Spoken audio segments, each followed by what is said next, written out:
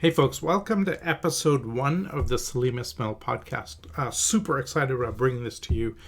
We had some blips with video and setup of the overall structure, so forgive the fact that this is audio only, but we'll post some clips of the overall interview.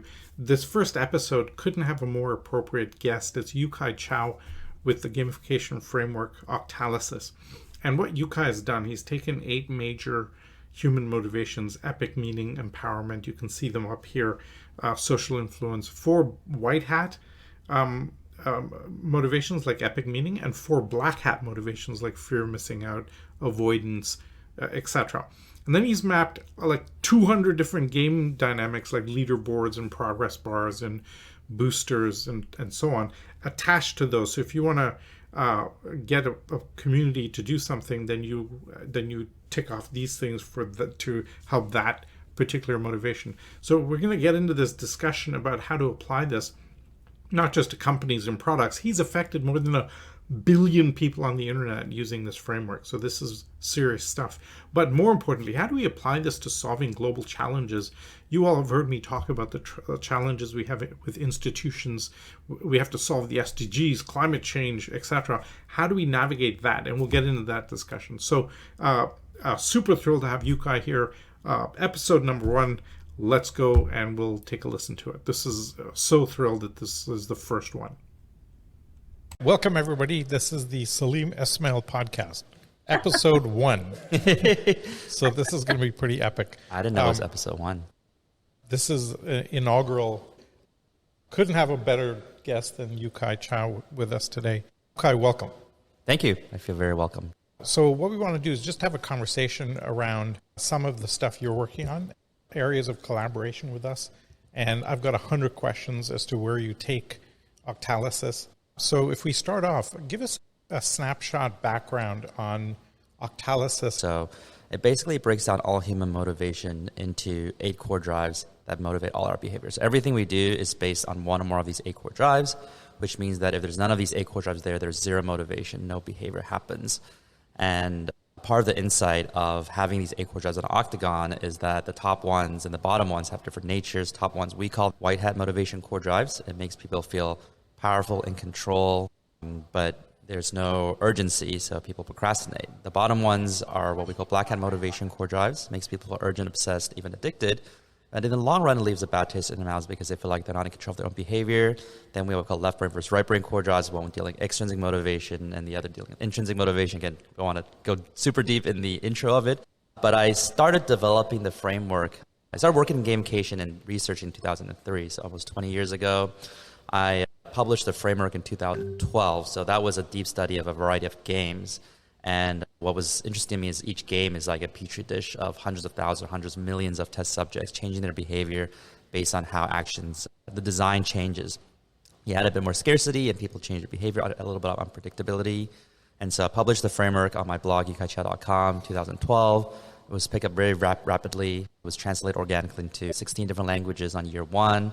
And since then, I had the opportunity to teach the framework at places like Yale, Stanford, Oxford, Tesla, Google, a variety of places. And the companies that used our design work through Octalysis, we've calculated that we've impacted over 1 billion users. Yeah, just the Octalysis. That's awesome. I've got like 1 million questions now, but just to give users and readers and listeners a sense of where this fits in, we have our exponential organizations model of a bunch of characteristics for building 21st century organizations. And a key component is engagement. And when we came across your work, all of the thinking we'd done on engagement, we're like, just scrap all that and just slot Octalysis straight in. No questions need to be asked around that. So in our opinion, you've built over the decades now the richest human engagement framework ever created. Let me start with this question just from a theoretical perspective. You have Maslow's hierarchy of needs. You have a bunch of different mechanisms for mapping human motivations. How did you come up with those 8, and how does that map onto something like, say, Maslow or a couple of the others that are out there? Yeah, that's a good question. And obviously, there's a lot of models and frameworks out there that are studying the same brain, right? So there should be a way to connect these, and they shouldn't be totally different universe because they're trying to understand the same human brain and human behavior. And I think when we did the research, it just happens to be 8 of them. There's actually 8+1. There's a hidden core drive called sensation. And so in my book, I mentioned a little bit. But the main 98% of time, especially when you look at design, it's about those 8 psychological core drives, not physical sensation. And when we connect them to other frameworks, Maslow's hierarchy, I think many people know about it. It's the bottom of the triangle. It's your survival needs, and then your need for companionship, and then the top, self-actualization. That actually correlates very well with the Octalysis, because the Octalysis at the bottom is also basically our survival core drives: loss and avoidance, scarcity and impatience, as well as unpredictable and curiosity. So that's all about, in terms of avoiding danger, going after scarce resources, exploring new lands. And this is why we talked about black hat motivation. People tend to feel like they're not in control because it deals with our crocodile brain. We're hardwired to react to those triggers just for survival. But we don't necessarily feel happy if we're constantly just being motivated by those core drives, because we feel like we're like, whereas the top of the Maslow's hierarchy about self-actualization and the top of the Octalysis framework, the white hat, is about what is my purpose and meaning in this life? Do I like poetry? How do I express myself in the best way? And that deals with the neocortex more, so our thinking brain. So if we spend more time doing things that are in that zone, then we end up being happier, except there's no urgency, so we always respond to the black hat triggers more. Yeah, and so there's different things like the self-determination theory, which is basically connecting motivation to components like purpose, competency, autonomy, and also a relatedness, if you mix into Daniel Pink's book called Drive. And that is definitely more white hat motivation core drive. So purpose is epic meaning and calling, core drive 1. Competency is core drive 2, development and accomplishment. Autonomy is core drive 3, empowerment of creative feedback, and relatedness, social influence relatedness. So those are the top of the octagon. And so what it does is that it explains how to motivate people creatively in a creative environment. And so that's why it targets mostly on the white hat zone. But it doesn't necessarily, for instance, explain why people are addicted to gambling, which is more of the core drive 7, more in the black hat zone. But intrinsic, our brains enjoy it. We just feel out of control. But if you look at behavioral economics, right? Behavioral economics is all about what we call left brain, extrinsic, and black hat. So it's about exchanging things, ownership. It's about endowment effects, about scarcity, uncertainty, and loss aversion. But it rarely talks about, for instance, why people would give up their lives for a higher purpose or meaning. And it rarely talks about why people do things just because they feel creative. So when you look at different concept frameworks out there, and I'm not saying that class is better than them, because I study all of them to really understand a variety of core drives. But what's useful about the Octalysis to me is that it allows me to study a piece of work and put it into the context about, okay, where it fits on the octagon. Ooh, okay, my brain is buzzing now. Let's go through a quick example from kind of a little bit orthogonal to the stuff that we've typically been doing. Let's take religion, and let's take, say, the Catholic Church. Okay, so now that you've got a community with a hierarchy and a bunch of different mechanisms and aspects of it that relate and map right onto your framework. How would you take us through how you'd look at something like the Catholic Church or any religion, if you want better, and map out where different pieces of that religion fit on Octalysis? Sure. So first of all, in our work, we always have to define a problem into desired actions. Who is doing what? If people say, how do we solve world problems or healthcare, we would know unless you say we want to get doctors to be more patient to patients. Okay. We want let me give you the problem. Yeah. I'm the Cardinal of Boston. There's a major sex scandal, and my attendance at my churches is dropping. Okay. So I want to get more people into churches. How do I motivate that? Oh, that's a little unclean example, but okay. So first of all religions base the foundation of all religions core drive what epic meaning and calling, right? This is, you're doing something bigger than yourself, and it could be religion, it could be politics, it could be something like honor or faith, a sense of justice, woman empowerment. Make America great again. Yes, or patriotism. Anything that's, hey, this is something bigger than myself. That's epic meaning and calling. And that's the fun underlying thing, right? People feel like, oh, okay, this is a belief that's beyond me. And when you have core drive 1 epic meaning and calling, people take official actions. And more often than not, so it's not about what I want, what I can get out of it. It's about how I can sacrifice myself to fulfill that vision. And oftentimes when there's epic meaning and calling, and for some people it's like Tesla, right? Tesla, Elon Musk, he does the sustainability stuff with accelerating humans' transition to renewable energy. When people are so into something that it becomes epic meaning calling, when they see a flaw in it, a crack in it, they want to cover it up, right? So if you tell someone, hey, look, what you believe in, your religion, your politics does not make sense, they're not going to be like, oh, maybe I should believe something else. They'll be like, oh, they'll try to hide it to as many people as possible. So that's the fundamental, and they want to remind people, right? And so then there's core drive to development and accomplishment. So obviously in that situation, you want people to feel like, hey, this negative press just happened, but they don't know what's going on. You guys are the smart people. You guys feel accomplished. You guys are, and you're progressing. And then and then about the ownerships. Hey, look, we are that ownership possession saying this is our group. We don't have to care about other people. And sometimes that creates the social influence about the alien. These people are out to get us. They don't understand the faith. They don't understand anything.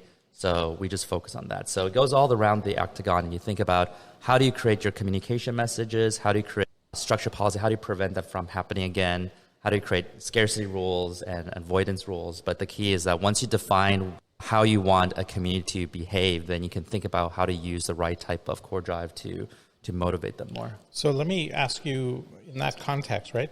So one problem could be attendance, okay? And we call on the higher calling, and in that case, you also threaten them with hell if you're not coming in for communion. Yep. Core drive 8, loss and avoidance. Et cetera, et cetera. So do people, if you're setting out to explicitly design a structure like that, do you try and create mechanisms? If you're trying to solve that one problem, do you try and bring as many of the 8 motivations into play? Is it a case of the more the better? Generally, first of all, you only need one core drive to motivate behavior. Okay. And 1 or 2 very strong core drive is better than a little bit of everything. Yeah. So when we do our design work, we think about at any given moment, what are the 2 or 3 most important effective core drives and how do we make it maxed out? However, on a design standpoint, it's also a low-hanging fruit to add a little bit of other ones. So if you have no unpredictable, add a little bit of unpredictability is easy, add a little bit of social influence. But if you're really strongly in the, let's say, scarcity zone, like getting from a 9 to a 10 requires a lot more work, design, creativity, A/B testing. So even though it's more effective, it's also more difficult to do. Got it. So there's a perfectionism, an 80-20 approach that comes into play here. But in general, if the problem is I want to try and get people to church, I can create structures, easy to grab structures on each of those 8. And what works the best, once you have the epic meaning calling foundation, it's core drive 5, social influence and relatedness community. And so in that moment, people still want to feel like they belong. They want to feel like they appreciate it. And you remind people it is even more important to gather together, be strong together, comfort each other. And if they want to be slightly more accountable, they can say, and also help each other not make the same mistakes. Got it. And so it doesn't matter if, these guys, like, our people made a big mistake, I don't like it. Or, I don't know why this is, I feel scared. Like, you all still gather together because this is when you need community and family and care the most. Okay. One more example. So now I've got them into church, and problem 2 is I want them to contribute and put money in the kitty as the hat's getting passed around. Yeah. So how do you optimize for donations, etc.? Yeah. So I think a lot of places that don't remember. So it still goes back to so again, white hat creates intention, black hat creates urgency. So let me just read. White hat creates intention. Intention. Like you want to do white hat activities. If you actually do it, you feel good, but you procrastinate. Yep. And then black hat creates urgency. But if you only have black hat, then you feel you don't have control of your own behavior. So a combination of the two. Yeah. So here's an example, right? And people have seen this. Let's say people already wanted to donate to their church or charitable foundation. They hear it on the radio, but they just never get themselves to do it. Right. And then suddenly they say, hey, there's a generous donor who says in the next 2 hours, whoever donates, they'll match it 100%. So now you feel like there's a scarcity thing. I only have the next 2 hours to do this action. And then so therefore that pushes you to donate. Now you're okay with it because it's something you already want to do. It goes back to your white hat, epic meaning calling, and you get it done. So using black hat drive white hat activities is okay. Now what people don't like is when there's black hat designs that get people to do things they don't want, buy things you don't need, work overtime without proper compensation, get manipulated in school or home. when the parenting strategy to Black Hat, children sometimes run away from home. Yeah. So in that sense, it's about reminding that, again, this is not to help the church. I think a lot of times it's like, hey, this is not to help. The church doesn't need the money because the church is blessed by God.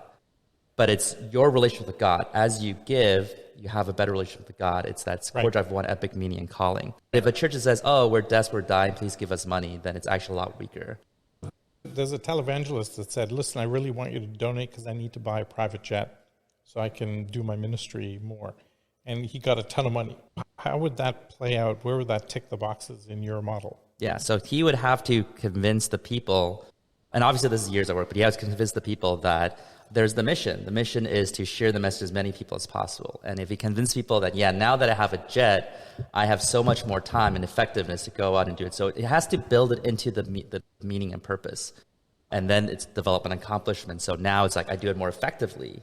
And it's ownership. We would be the first church in the world that has something like this. And everyone will look up to us and respect us. And you'll feel proud being a member at this church. Yeah, and so but obviously something like that, he has to build trust and respect over time. Yeah, if someone shows up to their church the first time, and then he's like, yeah, give me money for a jet, they probably will see through that pretty quickly. Got it. Okay, so let me get to a couple of questions I've got. You did an amazing keynote at WIMX and Web3. Give us a couple of highlights from that talk. Yeah, I think these are pretty short talks. I think what we see in the Web3 space actually is because they invite so many speakers, every speaker has relatively less time to talk. So it's usually just the foundation of the Octalysis Framework. But in this one, because the Web3 Summit is more women-oriented, women-led, and so a big part of the message is more about how do you motivate women to be in this space more, not have them feel excluded, they feel comfortable, and why it's important. And I think one of the themes that people resonate with is that having more women in the Web3 space is not just for caring or being inclusive, it's actually important for survival and thriving, because when something changes so quickly, the industry changes so quickly, what helps you survive is diversity, because you don't know what the next 3-5 years will be like. So the more diversity you have in your team, the more you can adapt to new environments. If you know the environment is going to be the same for the next 100 years, yeah, if you truly optimize it, probably a homogenous type of crowd. But if it's changing all the time, then the diverse type of crowd will offer the new ideas, the new angles, and therefore you can solve the problems better.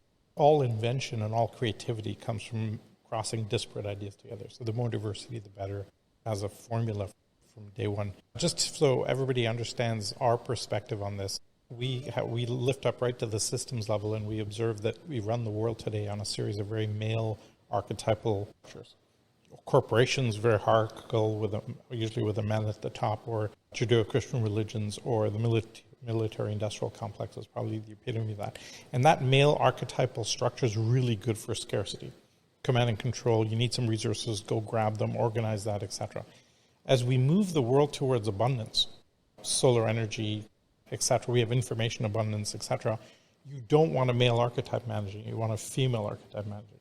So one of the theses we have is, and we're seeing the rise of structures that are more female archetypal, like Burning Man, Web3 decentralization, nurturing peer-to-peer cross-linking environments. So you want as much of that energy in there as possible. So totally love that you did that kind of a talk for a group like that. Next question. You've got daughters. How do you prep them for this Web3 future?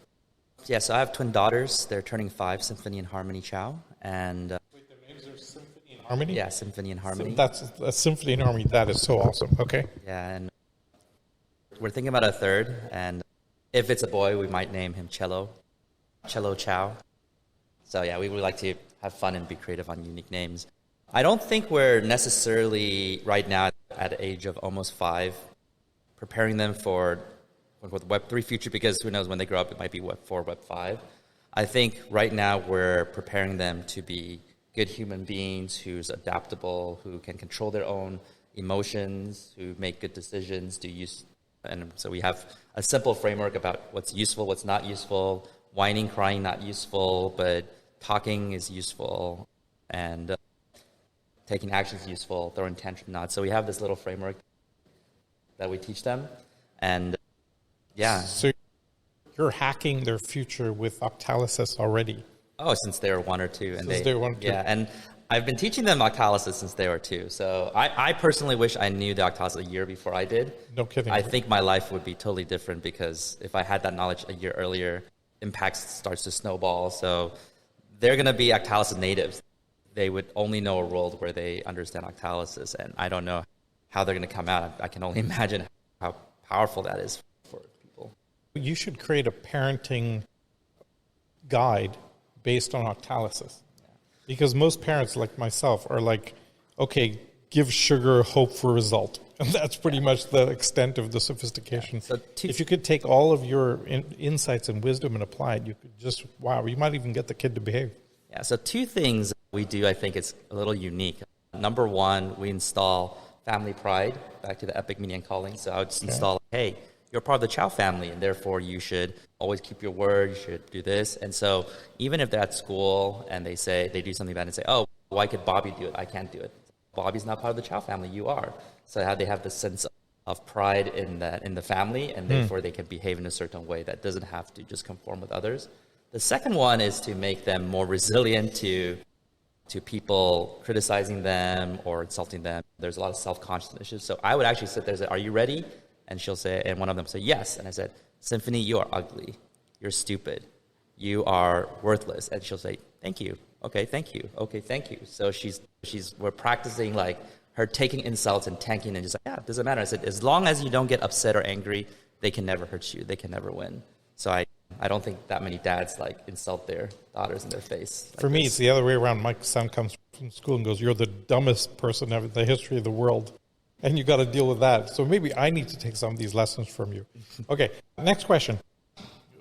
When you look at what's happening with Web3, and we've got this massive transformation about to occur in advertising, where do you see the future of advertising in Web3 where users and the crowd are self-determining and have much more control over their own experiences? This has got to be really threatening to the Web2 world, right? But the transformation is massive. How do you see that playing out? Yeah, I think one of the things that Web3 is doing is completely transform advertising, because a lot of models right now, and a lot of dysfunctional models right now, is that a company offers a product for free, and then they want to make money, so they have to keep serving you ads. But for Web3, it's actually more of a crowd-funded approach, where people just buy into an experience, a platform they're excited about, and that more or less becomes the revenue model, and so the platform doesn't necessarily need to serve ads as much. And obviously, people still want to see what kind of product is relevant for them. If I want to buy something, I still want to see, what is the product that my community uses, my community recommends to me. But I think with Web3, you have more control over it. You can say, I don't want random stuff being pushed to me just because they're paying the most. I want to see the thing, because I am an owner of this community, of this platform. By being an NFT holder or whatnot, I can actually have a say in terms of what kind of ads or promotion, products that I see and that this community supports. It's been a long-term dream to be able to let a user say, here's what I'm looking for, and then you serve them up that kind of content or those types of products. We just bought a house, we need to get new curtains. I'd love to understand what's the state of the art of curtain technology. And it's really nightmare. There's also this horrible old pattern of, okay, I just bought a nice microphone. All I see are ads for microphones. We haven't even progressed past that, but I think what you're saying is, as we move into this new world, because we can self-manage our interests, therefore we can self-manage the content coming towards us, and that becomes really powerful. Yeah, I think at one point there could be possible that based on the NFTs you own, the communities you all have, you will only be served products that are most endorsed by that one community. Because right now there is that thing, which we call Google, right? You want something, search on Google, and you see the websites based on PageRank, and you see the ads. But the problem is that it's not really personalized. Oftentimes, whoever paid the most for the ads, right? Because they have this rotating auction system for serving ads. But if somehow the system knows that my wallet's like, hey, I'm in these 5 communities, an entrepreneur, gamification consultant, Taiwanese, and therefore this community most endorses this one product. And then I just see that one product. Yeah, I would love to buy the mic that most Taiwanese entrepreneurs in gamification are using, and at least I would highly consider it. as opposed to, oh, I'm seeing this because they paid the most money. So there's a specification that can take place that's completely pretty amazing. How do you see Octalysis playing out in the Web3 world? One thing I notice is almost all NFT projects are basically EXOs. And if you look at the successful blockchains, what they've learned how to do is take a community and add crypto and token economics to it. And the more advanced ones use, have you ever mapped out all of the different blockchains and which ones use all of the different modalities that you apply? Because that would be super powerful. I've only looked at main ones, but not a bunch. I should spend more time on that. But what is interesting about, you talk about communities adding Web3 components, is that there's a community that's Core Drive 5 social influence relatedness. People like to be together. But when you have the blockchain component, the NFT component, now everyone has a stake in the game. It's everyone bought into that vision. And so there's a much higher commitment. That's why Core Drive 4 ownership possession. You have more ownership in that vision, that community, and what it believes in. And therefore, you have a stronger bond with each other. And interestingly, of course, that creates some problems, but you have an equal incentive to promote the community and get more people into it. Right.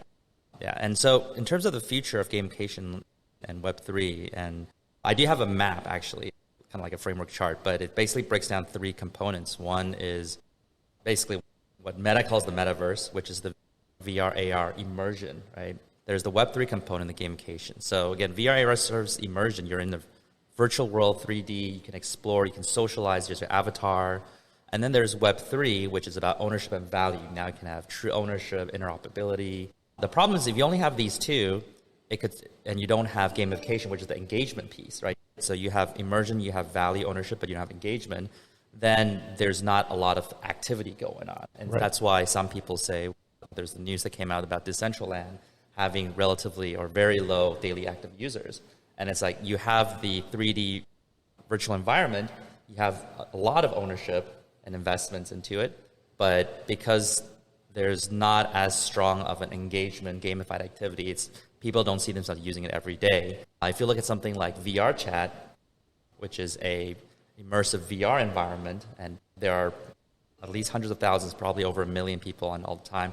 People sleep there, actually. They fall asleep and they go to bed with their VR headsets and they wake up and they say, hey guys, good morning. They just live in that VR. That's literally what Meta is trying to pitch what they want to do, but it's already happened in VR chat. They don't have the blockchain piece, so they don't have the true ownership and value, but they have the immersion and the engagement piece, and therefore it has a lot of traction. So I think in the future it's really about all these 3 pillars coming together to form. The 3 pillars are VR, AR, blockchain, Web3, crypto, and then gamification. Yeah, and then VR, AR, because of Meta, people think that's called the metaverse, the 3D world. When the metaverse was defined, and I think in Snow Crash, it was more decentralized, has that blockchain feature.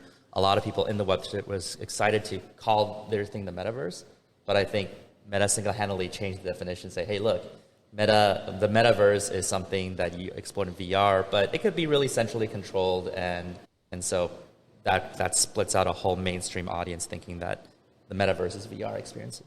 Got it. Okay. So I've got one more question for you, and then I want to open it up to the audience and see, and if people don't have questions, I'll just continue because I've got 1 million.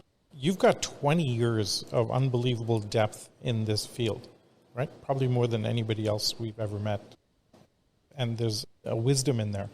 What are 3 products that have succeeded the most because of good engagement?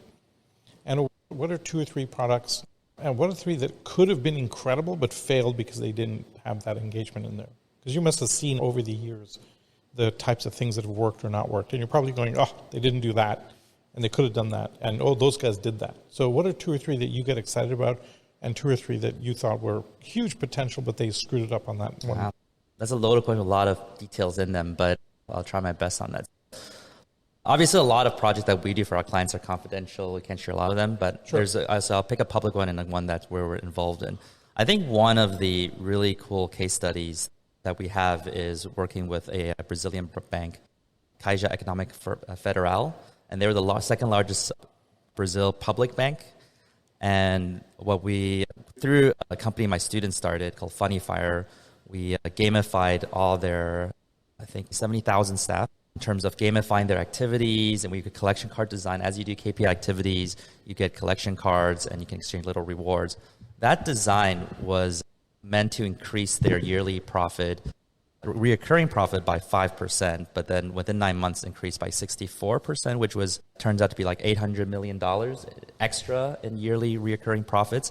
And because of that, the bank went from the second largest bank in Brazil to the number one bank in Brazil. And wow. Yeah, my students, he said he had some high college classmates that works at the biggest bank, and they saw the numbers. They were very shocked. They called him, like, what's going on? It's like, oh yeah, because we're doing gamification here. That's what we got the results. So that's more like a B2B internal employee motivation. I think one that a lot of people recognize is Waze, so the navigation app. And so when Waze came out of Israel, I think around 2010, they were a little small startup. And they didn't have a lot of money. They were much bigger competitors, Garmin, TomTom, that has more market share, more money, and they had to innovate. So they did a lot of gamification activities, right? Smiley faces everywhere, bubbly buttons. You can go and collect candy. There's a leaderboard to level up. And some of them are a little fluffy, but that's the cost of innovation. But it's a navigation app that just made people happier. They also have the Epic Meeting and Calling. They're talking about beat traffic together. Yeah, solving traffic. Yeah, beat traffic together. So even if you already know how to drive to your workplace, you still want to turn on Waze and drive with it because you're sharing valuable information to the community. You're helping this whole community beat this monster called traffic. Right. And because of that, in a few years, they sold to Google for $1 billion, which is a pretty strong example of gamification. I got to put an EXO wedge in here. One of the characteristics of an exponential organization is how do you drop the marginal cost of supply? At Airbnb, the cost of them adding a room to their inventory is near zero, whereas if you're Hyatt, you have to build a hotel. And so this is the difficulty of dealing with the old world versus the new world. So the iPhone got announced, and the world exploded. Like every model by the future of mobile basically changes right then. Nokia freaks out. How do they protect their domain? They go and spend $8 billion buying Navtech, which owns the traffic circles, the sensors in the roads in 500 cities around the world. And they figure, wow, we've got total ownership of the traffic stuff, and that's a defensive barrier, and nobody will be able to touch us for a long time. They looked at Waze, and they're like, startup, these guys have no users, ignored it. Roll forward 5 years, Nokia crashes and gets sold for $8 billion, about what they paid for Navtech, and it was $140 billion down to 5 years later. Waze goes to a $1 billion valuation and gets bought by Google. And because they're piggybacking off the GPS of the users' phones, they have no variable cost, incremental effort to add a sensor. And they have 150 million traffic sensors around the world at zero cost. And it's such a great story, apart from the gamification of the behaviors in the user base, but the incredibly different way of thinking just changes the game completely. One application that we've seen have some problems, like getting a little bit too far overboard, has been Duolingo, with like way overboard with the fluffy, cartoony activities. Everybody's going crazy with it. Do you have some comments there? Yeah, first of all, I want to make a comment on what you're talking about, Waze, which is that's a story of decentralization. Completely. You own something, and then ownership versus access. And then it's like, no, everyone contributes. Yeah. That's what right. you own as one entity cannot be the masses. Yeah.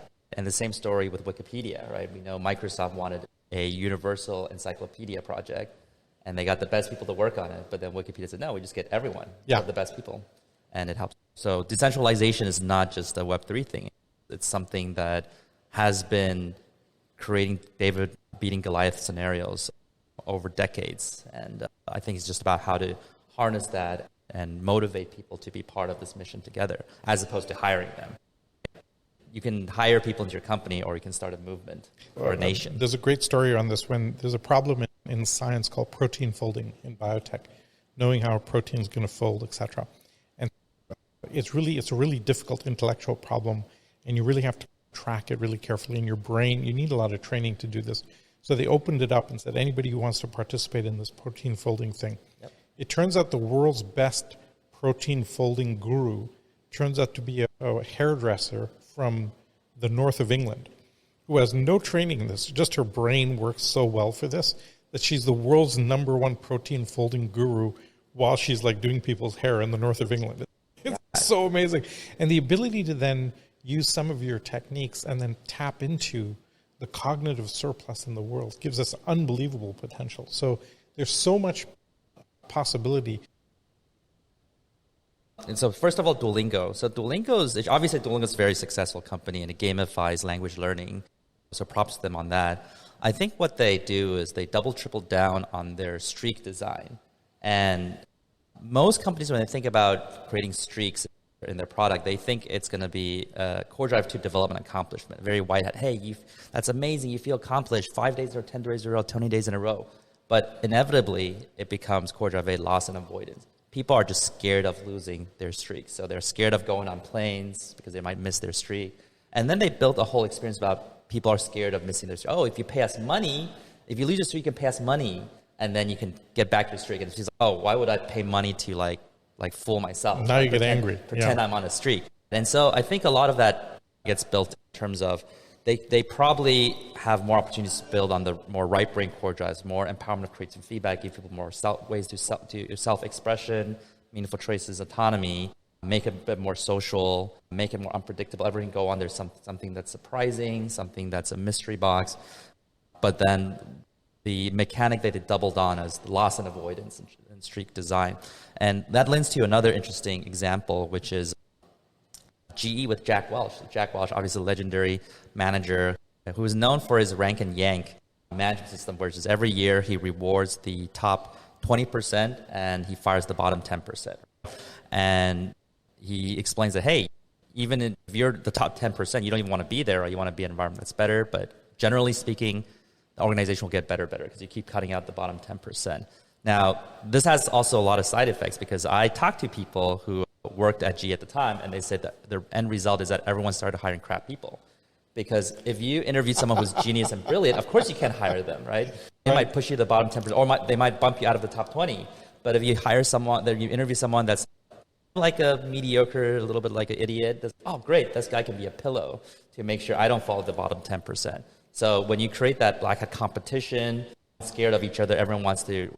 Creating value is not as important as making yourself look better than everyone else. Yeah. That also creates cultural problems. Now we go to the final example of Google, the Google News badges. I forgot what they're called, but basically Google, I think 12 years ago, they did something where it said, hey, if you read Google News stuff, you'll get all these badges. And we talk about badges being achievement symbols. It could be any form. It could be badges, trophies, uniform changes, black belt, white belt for martial arts, which of course became Six Sigma, and quality management.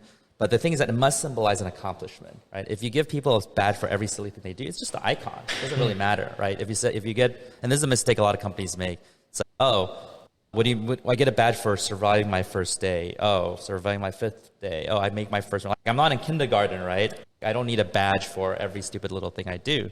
And so this is an example where you have a game design technique there, but you don't have the core drive. You give them badges, but they don't feel accomplished. Right. So that's why the core drives are more important than the game techniques and the game elements. And a lot of practitioners, they just are obsessed with these, like, let's just throw badges at it, let's just throw points, let's just throw Easter eggs. But you really need to bring out those core, either make people feel accomplished, feel curious, feel socially appreciated, and that's the key.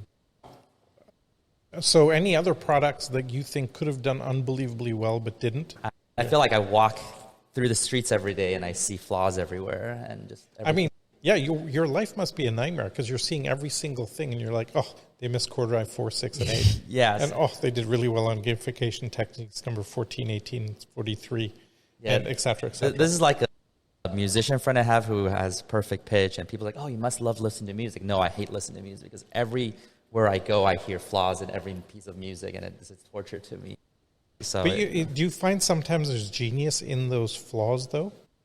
So there's no genius in flaws, but there's sometimes that people accidentally get things right very well without knowing what they're doing. Because when you have enough sample space, a broken clock is right twice a day. There's a famous pianist. His name is Vladimir Horowitz. Okay. A Russian guy. He had 10-inch fingers. He play unbelievably well. And I taught myself the Moonlight Sonata just as. And I was listening to one of his recordings. I'm like, wait a minute, he made a mistake. On a professional recording, he made a mistake. I was on a plane and talking, and I happened to sit next to a symphony orchestra conductor. And I said, let me ask you a question.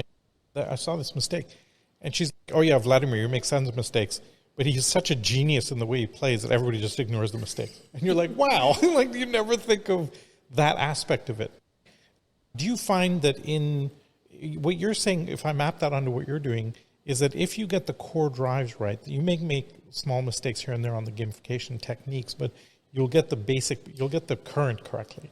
Yeah, because a product success is based on if people engage with it, if people use it. It doesn't matter if you have a perfect mousetrap if your customers have termite problems. And so even if your product is flawed, there's a lot of products that are actually buggy. But when it's not buggy, it creates such delightful experiences that people don't mind. They like it, they're engaged. And I'll bring up an example that I don't know if it's personal for you, but Yahoo Answers. Yep. Yahoo Answers, I think. Oh, this is great because I actually know the product quite well. Yeah, so it's a product, a platform, so much potential, right? Yeah. So people love it, they use it, but it didn't reach its potential. I think last year they had to shut it down. But I think when we did analysis of Yahoo Answers, there's a few things. When we looked at Yahoo Answers, the audience there, we realized that people are not there to find truth because we know the answers are always to like make it fun and social. So people love the funny answers, or there's a legendary Q&A. Someone says, do you know what's the song that goes dum, dum, dum, dum, dum, dum, dum, dum? You just start typing DUMs. And someone said, is it this song? It's like, yes, that's the song. Wow, how do people know this? That's crazy, right? And so people are there for fun and social. So they need to optimize for fun and social. It's just not a lot of anonymous people trying to like socialize with each other through question and answers. And so there's so many ways to have an avatar, to express yourself more level. They had, I think, 7 levels? Yeah. And they didn't plan for this 15-year run. So a lot of people reach level 7 like a few years in. And then what do? They got so bored that they actually started a new account and started level 1 again, even though their last account had all the questions and answers and records and all that stuff.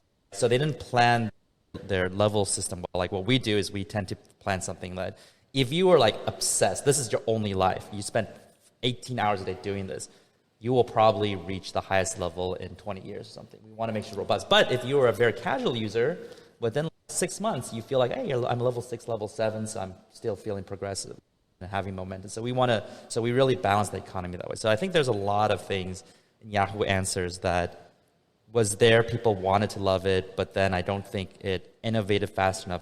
I don't think it made it fun and engaging enough once it had that base of first big mover advantage. So you're hitting a deeply personal note here. And the reason is that when I was running Yahoo's incubator called Brickhouse, Yahoo Answers was just on its vertical ascent. It was just taking off. It was just massive adoption.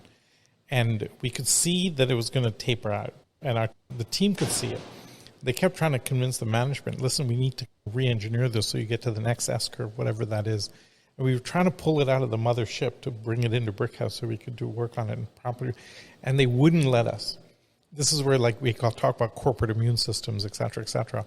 And there was so much potential there. And then we could see the whole thing. Our guys at the end of it were like, oh, that's going to die on the vine. And it's such a tragedy because the potential is so incredible there.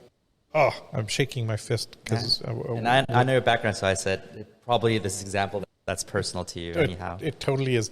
There's another one that's very current right now, which is Twitter came in for an acquisition discussion into Yahoo when they first came out. And the corp dev guys were like, we can't acquire this thing for 2 reasons. One, they want $75 million for this thing. And the second was, we don't know what it is. Like they couldn't define it because they couldn't compartmentalize it into user experience, the email team or Yahoo Messenger or whatever. They couldn't figure out where to put it, therefore they didn't buy it. And they asked my opinion. I was like, that's exactly why you should do it. You don't understand it. You could buy it and you'll learn so much from just watching it, letting it grow. They did that with Flickr for the most part. Did a pretty good job of it in general. Something that I found that you may have some experiences in that when you have a big company acquiring something or building, over time, they can't resist the urge to mess with it. And they keep thinking, let's manage it better, and then they put their corporate frameworks on it, and it kills it. We're seeing this right now with Facebook and WhatsApp, right? Facebook tried to get all the data and lose stuff in the WhatsApp. Everybody in WhatsApp just evaporated because of it. Talk about that if you've seen that elsewhere. I have a friend who I respect as also a gamification expert, and he writes content and so this company decides to hire him. Right? You have exactly what we need. You're innovative. You have these systems and frameworks. And then he gets hired in. And then they said, you're no longer allowed to do anything. You have to follow the system, do exactly what we tell you to do, and do it the way we want to do. And he is miserable because he can't do what they hired him to do. This is a side topic because it's why almost every corporate acquisition fails, right? We've seen one ridiculous success, which is Zynga. So a guy called Robert Goldberg was the first business executive at Zynga. What he did was he did 40 acquisitions in 10 quarters, 90% successful. It's like the most amazing corporate M&A track record ever. The way he did it was normally if you're a big company, you acquire a small company and you force them to slow down to your metabolism. And that pisses everybody off. You lose the benefits. They end up leaving, etc. He did the opposite. He'd acquire a startup and say, your job is to accelerate us to your pace. And if you don't, you have full carte blanche. You get ownership of the area you're coming into. Then you get to go. And it was incredible how motivating, going back to motivational drives, right? How motivating that was for both the startups, but also the people that could say, wow, we're getting sped up by these guys. This is amazing. And the whole thing went incredibly smoothly because everybody's incentives were aligned. Yeah, I have another good example, which is Disney buying Pixar. Okay. And that has a big, long story about why Disney didn't want to buy from Steve Jobs and they were fighting and all that stuff. But Sure. But after all of the stuff that's said and done, Steve, and the crazy thing is that Disney was buying Pixar for the things they haven't done yet, because Disney already owned everything Pixar has done. Yeah. And they still spent, I think, $7-8 billion to buy Pixar. And the reason why they did that is because they saw that when the president visited Disneyland in Hong Kong, he noticed that all the characters in the past 10 years are from Pixar characters. 20 years prior, there's a golden age of Mermaid, the Lion King, and all that stuff. But then it's, wow, we're not creating this innovative stuff anymore, and we need to. And then Steve Jobs says, all right, if you acquire us, we're not merged into your creative department. We will be leading and overseeing that. But of course, it was a big risk to bring Steve Jobs because he just went back to Apple and fired all the board members. Exactly. And then he became the biggest shareholder of Disney. And what happened is not only Pixar did well, but after the acquisition of Pixar, finally Disney came up with a big hit. Again, Disney, not Pixar, but that which is Frozen. Yeah. So I don't know the inside information, but I do recognize the pattern of 10, 20 years of no strong IP coming out of Disney besides Pixar. Yeah. And then once they acquired Pixar, and the agreement was Pixar's leading creative, then that brought in the culture, and then suddenly Frozen came out, Moana came out, and a few of these big hits suddenly happening again. So we're going to end up in a world where as the playing field gets equal, because everybody's using Octalysis, etc., then how do you compete in a world where everybody's using the same technique? I think it's the depth of the technique. Okay. I train people in my own company, and there's people incredibly intelligent, finish high school at 12, they're in the 30s, and they say it took them 2 years of full-time learning in my company, practicing to start feeling more comfortable with it. So I think it's like language skill, English. Okay. Everyone's learning English, but there are some people who are more persuasive, some people are better at writing, some people are better at poetry. I think there's still this depth. So just because everyone knows English doesn't mean everyone does it the same way and can produce the same results. In fact, also, and you're using that same analogy, the more people that are speaking English, the rock stars will shine out more. Yeah, better absolutely. articulators, better expressors of the language, etc. Because you essentially created a whole language for human engagement. Yes, I think the value is people will start to recognize it when others are doing a great job at it. Wow, look how they brought in this believability and this epic meaning calling. Or they could call things out like, oh, look, that, as you said, religious leader or politicians using these epic meaning calling that would work on the masses 10 years ago, but now everyone can see through. Or, hey, look, this company is really good at creating right brain intrinsic motivation. They're not even giving us rewards, but we just want to spend all day just interacting with their brand. So I think it allows people to appreciate good design versus bad design and recognize good intention versus bad intention better. I'm going to get slightly political just for a second. Sure. Okay. We're seeing the rise of authoritarian movements everywhere. And part of the reason that Trump, Bolsonaro, Brexit type of succeed is they create this massive panic in the people that, in an uncertain world, if you're an authoritarian, you can say, I will solve your problems. Everybody goes, okay, I don't trust my current leadership. He sounds like he knows what he's talking about. Let's just sign up.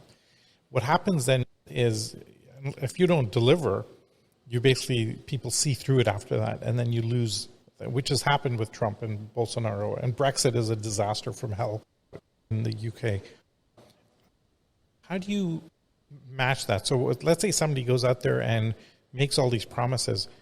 You basically, is there any other way than just to make sure you goddamn deliver and become much more solid going forward? Yeah, I think, first of all, I will say that I think a lot of the political parties, it's all exaggerating what they believe because it works. So the way to unite your people is create a common enemy.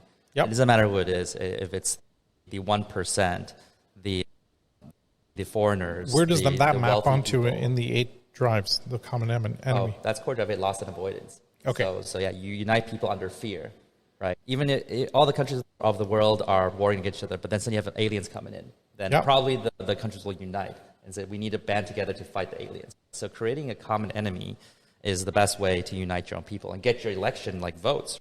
And so it becomes a practice to demonize the other side. Even if you don't really think they're that bad, they're level 5 bad, but you'll say they're level 20 bad.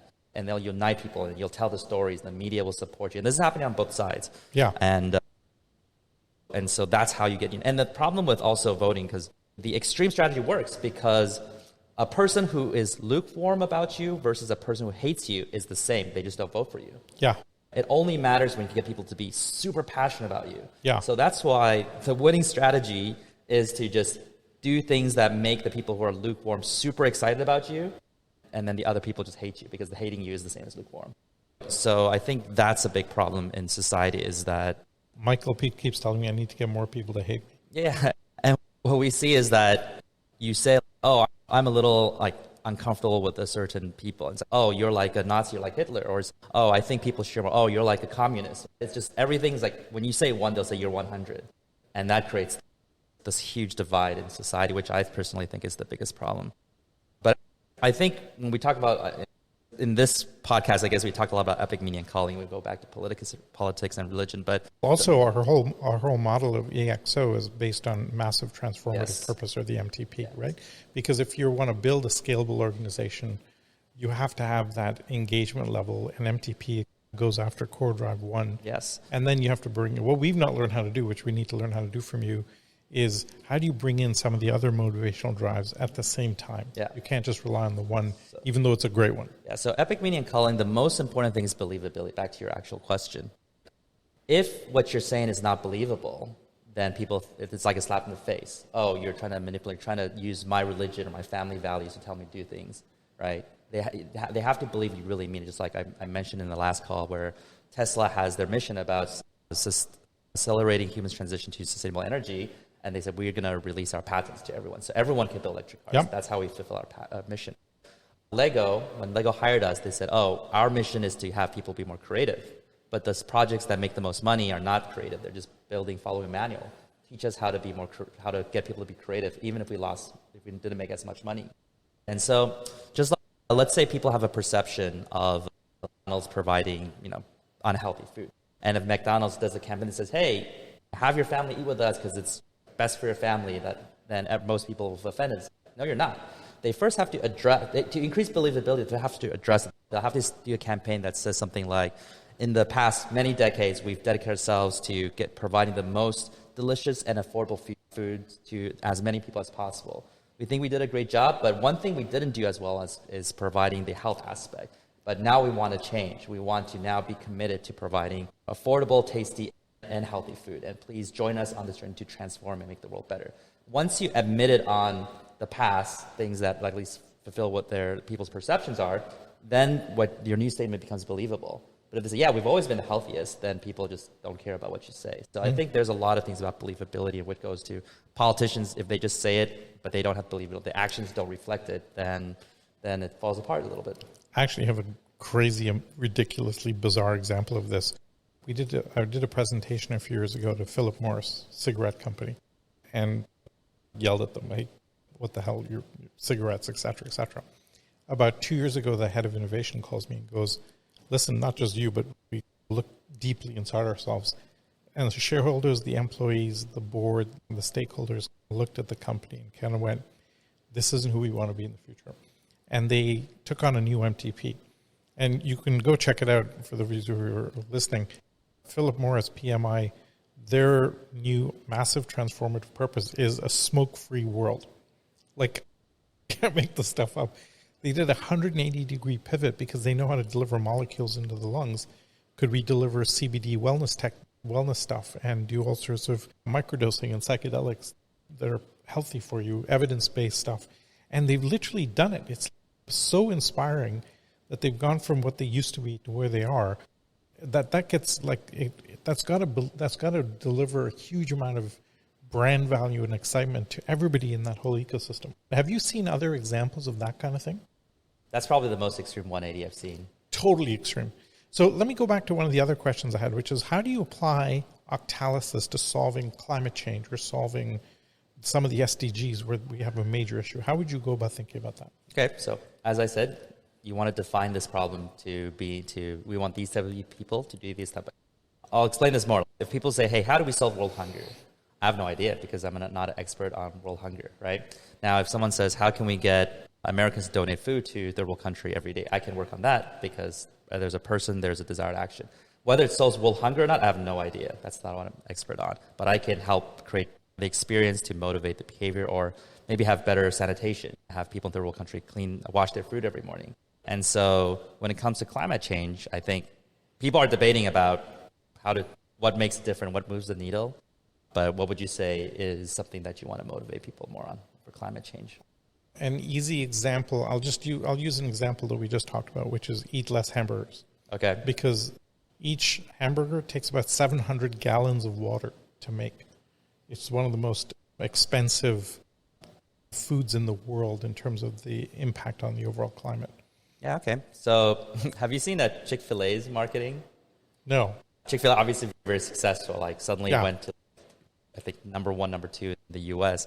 They have, at least in California, there's years, I don't know if it's still there, a bunch of billboards where a bunch of cows are holding up signs that say, eat more chicken. And they misspelled chicken, right? It's like, eat more chicken, eat chicken. It's like the cows are making a campaign that you should eat chicken because they sell chicken burgers. And so it made it funny, it's memorable. And so this is more of a core drive 7, unpredictable curiosity. It's not because of epic meaning quality, not because you want to save the world, not because you actually care about the cows, therefore you eat the chickens. But it's just a funny thing, like, oh, it's memorable. Like, why would the cows come together and convince you to eat chicken instead? Yeah, it's like a South Park episode right there. Yeah. That's pretty awesome. When you look on entertainment like movies, merchandising and stuff, do you see a lot of human engagement successes in that? I see a couple in terms of merchandising certain movies like Frozen, right? Unbelievable job merchandising and going through the full loop. Lego's done an incredible job, probably because of your advice on some of the gamification that goes on in the whole cycle of it. Now we have Lego Marvel movies that are like totally fascinating out there. Where have you seen that in the movie world going into merchandising, or that have been really successful or not, and that could have been? Yeah, interestingly, so merchandising is about core drive 4, ownership and session, and this pipes neatly into the Web3 stuff, which is when you're excited about something, because we keep using epic meaning and calling, right? So believe or excited or passionate about something, an IP, you want to own part of that experience. If you feel like it represents you, your values, and you resonate with it. So you watch a movie, you resonate with the characters, right? And you want to own either Captain America's shield or a backpack that looks like his shield, right? Or Iron Man something. And same with Web3, right? Because you believe in the community, you believe in these things, so you start owning the NFT. So it doesn't matter if it's a digital or a physical, right? Or in games like League of Legends, right? They make money by selling skins. Right. Skins are something that don't help you play the game better, don't make you more powerful because that makes it unfair. They don't want to be played to win. But it's like you care about these characters, you care about the community of people seeing you play the game, and therefore you put money to make yourself look interesting. It's the same like cars, right? A $40,000 car and $140,000 to do roughly the same thing, get you from point A to point B, right? But people are willing to spend $100,000 more because, number one, they care about their community and they care about how the community looks at them, and they want that status and look for self-expression. So I think for movies and entertainment, I think the media world is very optimized for it. Sometimes a movie is created or characters created just because it's easy to make a plushie out of it. Yeah, it's easy to make characters out of it. So I think it's a good decision because if you try to sell tickets, it's just people don't even know if it's good or not. And you're selling them on just curiosity almost, and sometimes scarcity, sometimes FOMO. And obviously, if you watch ads in the middle of a movie, that's a disruptive experience in the negative sense. It's disturbing you from watching the movie. But if you watch the movie and you love it so much, you just want a piece of it, like in your household, in your possession, and you want to show your friends that, look, I feel like One Punch Man has the value that I have, so I want to wear his cape, right? Then you feel proud of it. That's money you happily spend. That's money you spend with pride, and you defend it, and you do marketing for the company, right? If people say, no, One Punch Man's stupid, it's like, no, it's not. Look, it's so cool, right? So I think optimizing for that, getting people to love something, and because they love something, they want to own part of it, I think it's a very good model for both media, gaming, and Web3.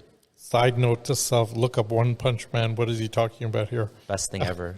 Check it out. Where have you seen human... By the way, I want to say, I played a mobile game, One Punch Man game. I spent more than $3,000 on it now. And all I did, $3,000 buying these little characters in the game. That's not on the blockchain, so once the game shuts down, I'll lose them. I wish it's on the blockchain, so I can at least, even if I'm not playing the game, I wish I could still have these characters on the blockchain. Yeah. But I did it because I loved IP. You were just so into it. Yeah. I remember this crazy story about Travis Kalachnik, who started Uber. Chris Sacca, who's one of the key investors in Uber, had Travis over to his house, and they decided they were playing Wii tennis, and his dad was there. Sacca's dad was there, and he said, "Oh, play tennis with this guy," and his dad apparently is really good at Wii tennis, and Travis just chatting, just trashes the dad. He's like, "How the hell are you just beating the pants off this guy who's really good?" It turns out Travis was the number 2 Wii tennis player in the world. And it was a demonstration of how obsessive one person can be. And it basically led Sacca to going, okay, I got to put money into this because this guy's going to get that obsessive about this. So I want to take this into a leadership question. One of the comments, I remember talking to Joe Ito, who's the head of the MIT Media Lab, and they have hard evidence to show that the best leadership training in the world is playing World of Warcraft, because you have to be able to navigate and bring together a guild and motivate people that you sometimes don't meet, et cetera, et cetera. Do you see the future of leadership? My mind goes to the following hypothesis. The future of leadership depends on your ability to understand and implement something like Octalysis. Sure, I think, and I didn't see this said it's number one, but it's always in my knowledge that running a gaming guild trains you need a lot of leadership skills. And the reason is because in fact, they found it's the best leadership training in the world. Yeah, I didn't know that, which is very cool. I know that the original, Chief Innovation Officer of Starbucks, he puts in a resume that he is a level 60 paladin in World of Warcraft, and he thinks that's part of his qualification. Huge. He's the one who launched the Starbucks loyalty program many years ago. Okay. And so in the game, that's an environment where you need to, first of all, understand all the moving parts. You got to get people to voluntarily show up and coordinate and do everything perfectly, like an orchestra. And when I was running my clans or whatnot, we had to pull out spreadsheets. We had to know where everyone is living around the world. We check when they would wake up, and if they woke up and they're not on doing their tasks, we would ping them and say, hey, how come you're not doing it? And I remember I was in one game where the leader was a 16-year-old, and he just got rid of people, fired people immediately, and was like, no, you can't do that. You got to give them warning, you got to give them ways to improve, and that's how you make your organization better and keep morale. And in a company, people don't realize that, because it's going back to a lot of my literature on function-focused design versus human-focused design. So function-focused, you assume people already have motivation, they'll do the work. But you emphasize on efficiency, right? So we pay them so we can order them around. We don't need them to be inspired. We just tell them to work efficiently. But human-focused design, just like in a game, no one has to be there. They're just there because they want to, because you inspire them, because they believe the mission together, because they love working together, because they use their creativity. And if they don't log in, you've never met them before. They're on another continent. You can't do anything about it.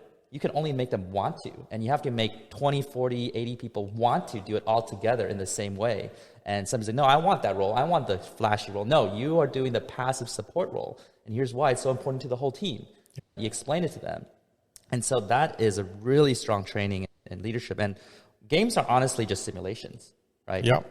And I honestly believe that games simulate things that are used for survival. That's why a lot of games are fighting games, because back in the day, you want to practice combat and fighting. You don't want to be your first fight to be life or death, right? So young boys like to fight for play.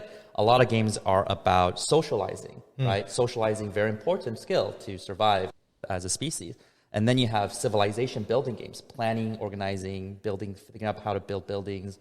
So I think all these games that our brains got attracted to are following the genre of what our brain feels like is used for survival, and it creates pleasure to do these activities so that we get to practice. We're in a simulated environment to do these things. And therefore, you simulate fighting, you simulate planning, you simulate flying a jet plane, you simulate leadership, leading a whole crew to do something meaningful.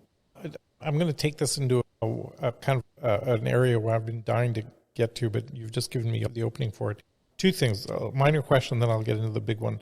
Do you believe we're living in a simulation?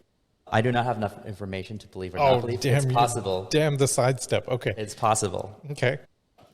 Peter Diamandis says, sure, we are, because life is so goddamn interesting it's too interesting. Like, we could have all been born 1,000 years ago, and all we did was work in the field 24/7 and then die. But would you say 2,000 years ago that didn't exist? That was not part of the simulation, and it was a simulation that was created, and it had this backstory of 2,000 years ago. It's a rabbit hole we'll spend forever in that discussion. We have whole debates on that just to tease out that question. I have a Buddhist tendency, so the minute you say life is an illusion, you're kind of living in a simulation anyway. Yeah. Right? So I know Elon Musk believes there's a high probability we're in a simulation, but he also wouldn't say I believe it or I know it is. He says it's very high probability because we don't know. Some people do, and I say, I think it's possible too. But I do think life is a game, and I think part of it is some people make their lives interesting. Peter, he does things in life that makes the game interesting, exciting, very unpredictable, feels like a game. There's plenty of people who live today's world, actually more people than not, whose life is also relatively mundane and straightforward, not like a simulation, not like a game, just daily life. So you have to craft your own game. Absolutely, you have to craft your own. Okay, so let me delve into that and bridge right off what you just said.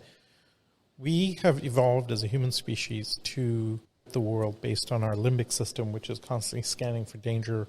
And we were all focused on survival for the entire history of our species. And all of our tribal wars, we fight over resources, we fight over money or wealth, we fight over women, we fight over whatever, we fight. And the entire world is like that. And just a little quick, and I have a late night hobby on metaphysics and philosophy, and we do like French salons on that.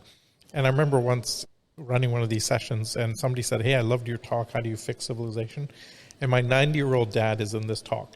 So my dad's hand goes up. He goes, can I heckle? And I'm like, yeah, of course you can heckle. And he goes, totally disagree with your talk. Fixing civilization. Puh. And I'm like, really? You don't think we need to fix the world, etc.? He goes, yeah, of course we do. The problem is not the fixing part. It's the civilization part. He said, we've not civilized the world. We have materialized the world. Now we have to do the world to civilize it. And it was like epic bomb, wisdom of the elders, crash lands right in the middle of the whole thing. We have the opportunity to re-engineer humanity from the ground up because we can change our brains. Neuralink is starting the little opening salvo on some of that. We have all sorts of tools. We used to have old tools to navigate our brains, yoga, martial arts, meditation techniques to get in there and work on things. Then psychotherapy, neuro-linguistic programming, Tony Robbins, landmark education. Now we have psychedelics and cognitive behavioral feedback loops, etc. You're probably the leading expert in the world in human engagement, human motivation, etc. If we wanted to transition humanity from a scarcity-based, tribal, fighting, warring, us versus them mentality into, which I call Mad Max, right? And then into a kind of a Star Trek world of abundance and optional peace, holodeck for simulating whatever you want. How do you do that? How do we bridge humanity using your framework to go from Mad Max world to a Star Trek world? Obviously, that's a big problem. I don't think anyone solves it on a 10-minute notice. Yes. But I would say the First of all, do you think it's possible? I think over generations, maybe. Okay. At least 1.5 to 2 generations. Probably not in one. Okay. And I think the biggest problem I'll take that. in that future, but I'm saying it's possible, right? Not likely, is the media stuff we talked about, the politicians, demonizing other side. And this goes with media is creating that too. It's basically saying, hey, because media is on advertisement model, Yep. whatever stirs up the most emotion and hatred and excitement is what they're going to do. I remember back in the day, I was a big investor in Tesla, and I see how the media does this. There's a writer from I think it was the Business Insider. He wrote I think Tesla's price was like $200. First day, there's an article that says why Tesla stock could go to 1,500. And then I think it actually showed how many views there were. The next day, this same reporter says why Tesla could go bankrupt in a month or drop to $10 or something. And it's like when I said, okay, this writer has no opinion. Yeah. He's just trying. And then that second post got 20 times more traffic than the first one. Yeah. Because it's more sensational. So obviously, if you're a reporter you're valued by how many views you get, you're going to write this all day long. Why this company could die, why Tesla sucks, why there's a burning car that means the end of the world, why this politician is going to send nuclear bombs everywhere all day long, right? That's what you're incentivized to do. Yeah. So the politician incentivized to demonize other sides, and the media incentivized to just create the most crazy kind of article that makes you just Click through. Yeah, your blood is just boiling, even though, again, reality is not so bad and people are not necessarily that bad.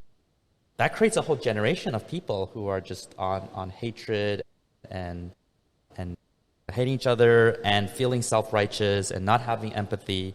And I think that's where you go into the Mad Max world. Like Star Trek, very calm. I mean, I didn't like watching Star Trek growing up because it was, really still plays very calm. What are we going, like, our spaceship's going to crash in how many minutes? In 2 minutes. That's terrible. It's just like there's no emotion, there's no like drama. It feels it's just like, hey, there's an interesting problem they want to explore and explore it with characters. I call that the Mad Max.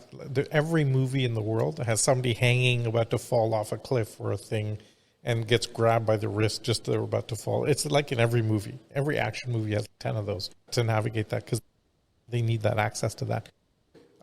Let's take this in a direction. We've got a hell of a mess with Twitter going on. Okay.